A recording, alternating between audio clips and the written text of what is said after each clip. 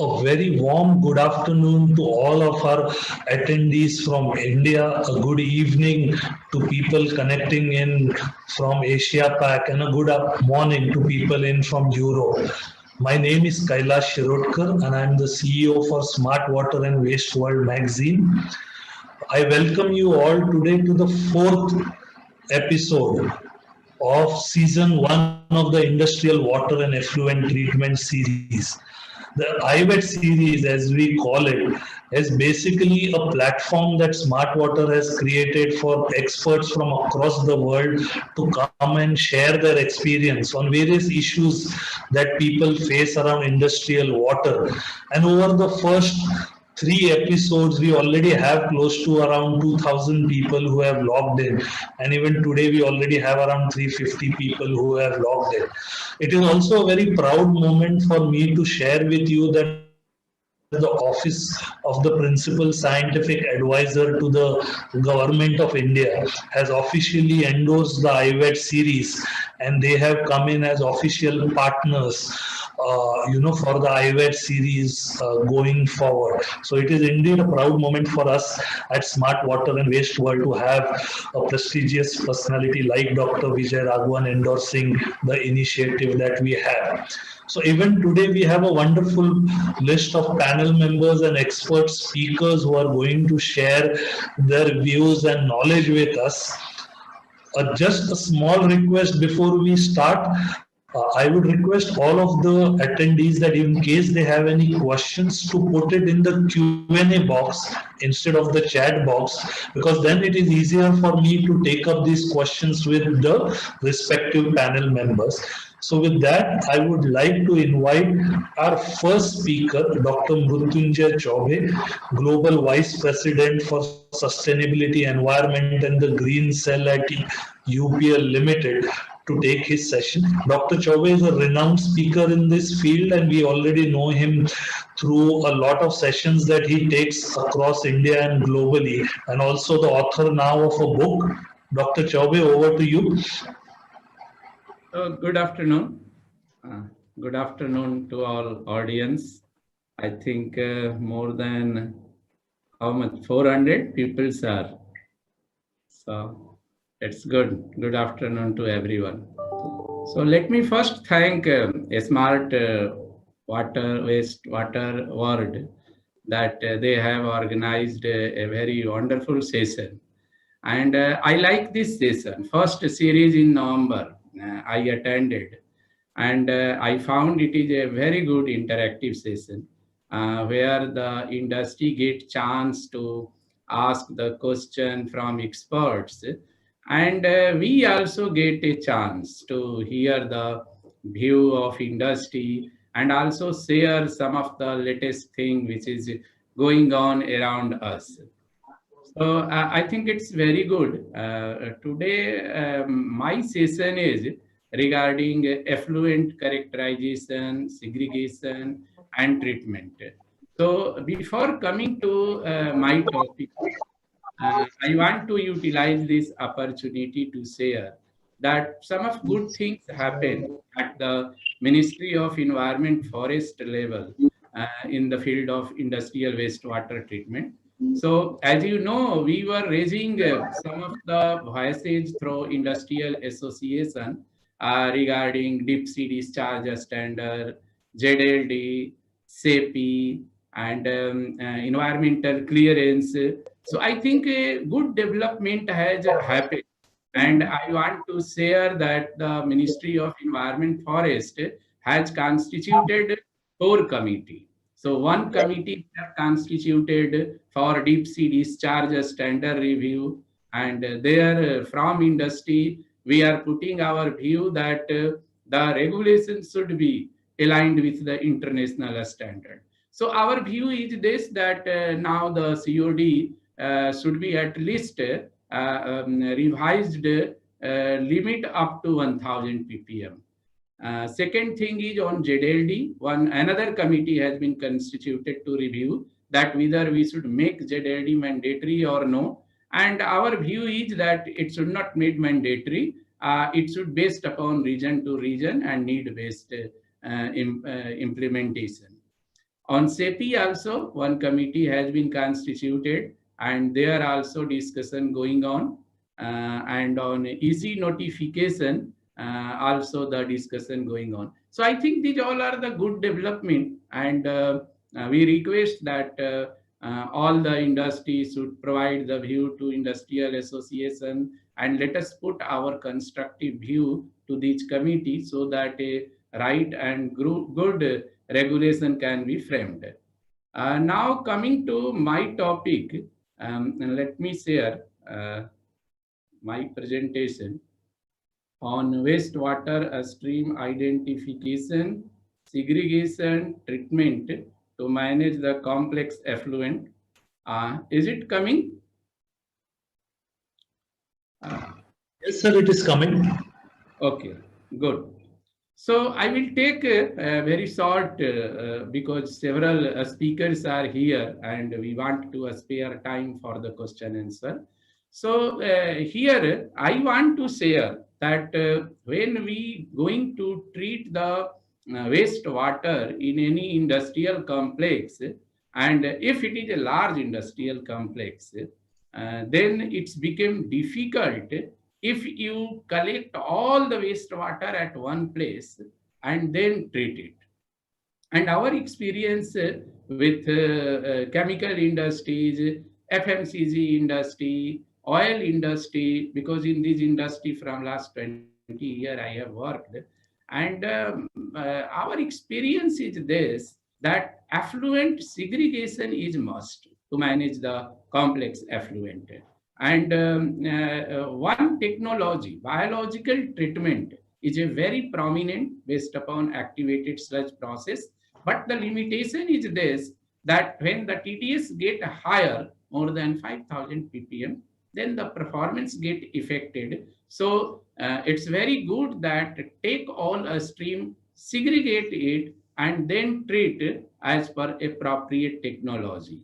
So to just summarize it and make it simple, we should try to divide the wastewater into three streams: green stream, yellow stream, and red stream. And broadly, the TDS, which effluent have less than 5,000 ppm, that should come under green category. The TDS were more than 5,000 but less than 1 lakh ppm, that can be characterized as yellow stream. And those streams which TDS is very high, 1 lakh ppm, that can be characterized as red stream. And now you can see here I want to share a scheme, sustainable wastewater treatment scheme, by which you can segregate the all wastewater stream and you can apply a appropriate technology and then you can treat. And this scheme we have implemented at many places, and practically we found that this is delivering very good result. So here what we have done to manage the large and complex effluent is, first is the segregation. So we have segregated the all effluent into green stream, yellow stream, and red stream. So green stream means all the effluent which TDS is below 5,000 ppm, that can be collected at one place. And that can be very easily treated with biological treatment. So most prominent activated sludge process, MBBR. So that technology can be applied and a treatment can be given, and then the treated wastewater can be reused in cooling tower by using a scale band technology. The second stream, yellow stream, where the TDS is more than 5,000 ppm but less than 1 lakh ppm. So all those streams should be collected at one place, and you can apply here, since the TDS are high, more than 30,000-40,000 ppm average. So you cannot treat with the biological treatment. So you may apply the membrane technology or oxidation, forward osmosis, OH radical. Those kind of technology happens to be very useful, advanced oxidation, and it can be treated by those technology, and then again this can be reused and recycled. The third category, red category, where the TDS happens to be higher than 1 lakh ppm, that can be collected at one place, and that should be treated with evaporation technology like ME or catalytic wet air oxidation process. So what we found with this scheme, that nearly 60% flow and volume comes under green stream, where you can treat very easily with lesser cost. Then around maybe 30% or 20% you can get a yellow stream, which some costly technology need to be applied. And only nearly 10% happens to be most polluting and very high TDS, where you have to adopt the ME or catalytic wet air oxidation technology, and by that you can treat it. So by this way, you can achieve even zero liquid discharge also, and a very good treatment can be happen. And we have applied this scheme at many places, and we found very good result. Now, this is the last slide which I want to share regarding the best practices in wastewater treatment. And what we used to do, our first main emphasis happens to be on reduce. So first try to see that how we can reduce the water consumption inside the operating plant such that the less waste water also get generated. Then our second focus happens to be recycle. Maximize the recycle. Wherever the wastewater get generated, you apply certain treatment and you try to recycle then and there such that we cannot dispose more wastewater outside our premises. And then third is the segregate. Segregation at all, if some effluent is coming at one place, so you segregate into red, yellow and green stream and try to treat with appropriate technology. And after that, the treatment is required. And then on disposal, we should try to see that we should dispose as minimum as possible, because we should maximize the recycle reuse. And incineration is the last one. So normally we try to eliminate or make it zero the incineration. So by this way, we can apply a structured approach toward wastewater treatment, which help us to manage the complex industrial effluent. So I think with this, I shall end my presentation, and we will go for the question answer. So thank you. Now let's open for question answer.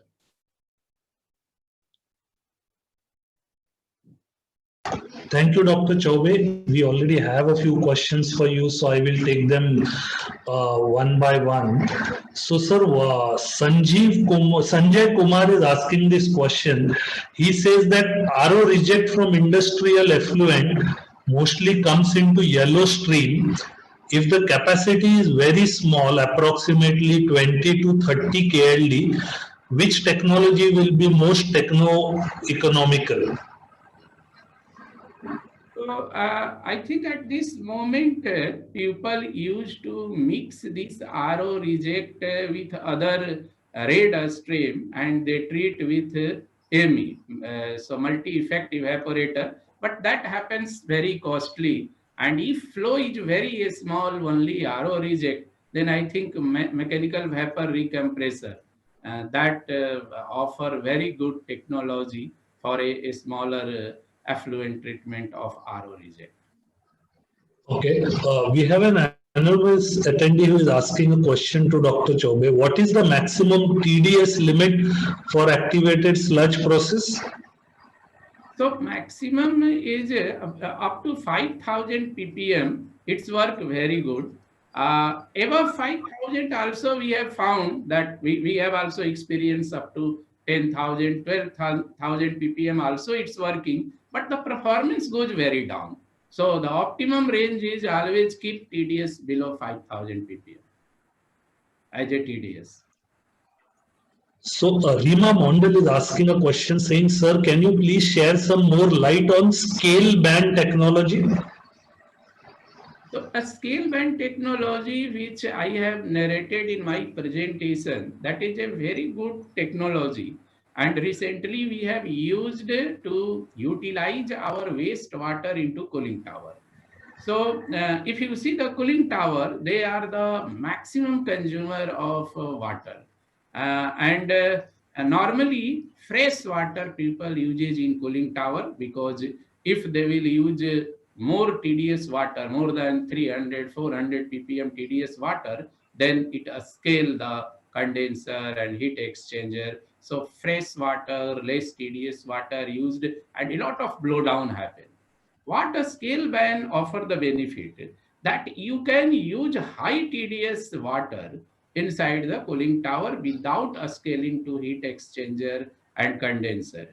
So even up to 1,50,000 ppm TDS, we used to recycle and recirculate in the cooling tower without any corrosion or any scaling.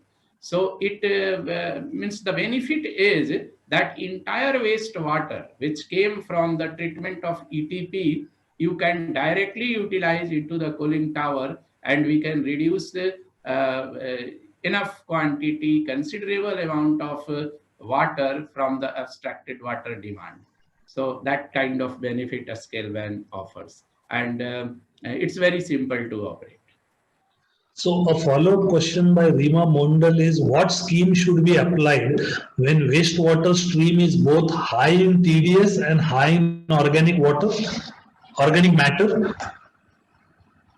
So I think if it is a high TDS and high organic, so we considered as a radar stream, which I saw in my presentation. And if it is very high TDS, like more than 1 lakh ppm TDS, more than 50, 60,000 ppm COD, then it's become difficult to treat with the conventional technology. And in that case, either you can use a multi-effect evaporator, or you can use catalytic wet air oxidation, or if a stream is smaller, then mechanical vapor recompressor technique also used. Okay, Amit Rathod, Dr. Chaubey is asking a question saying, at my site, there is a problem of TDS reduction after activated biological process. Can you share any suggestions? So after biological process, if they want to reduce TDS, then reverse osmosis is very good. They can apply the RO plant, and with RO plant, they can reduce the TDS. Okay, Uday Kumar is asking, is there any TDS limit for scale ban? 1,50,000 ppm. So when means they used to recycle up to 1,50,000 ppm, and when it's reached up to that limit, then they provide the blowdown. Okay, Kamlesh Kumar Punj is asking a question, how can we minimize nitrate concentration in wastewater when the TDS is 2000 to 3000 mg per liter?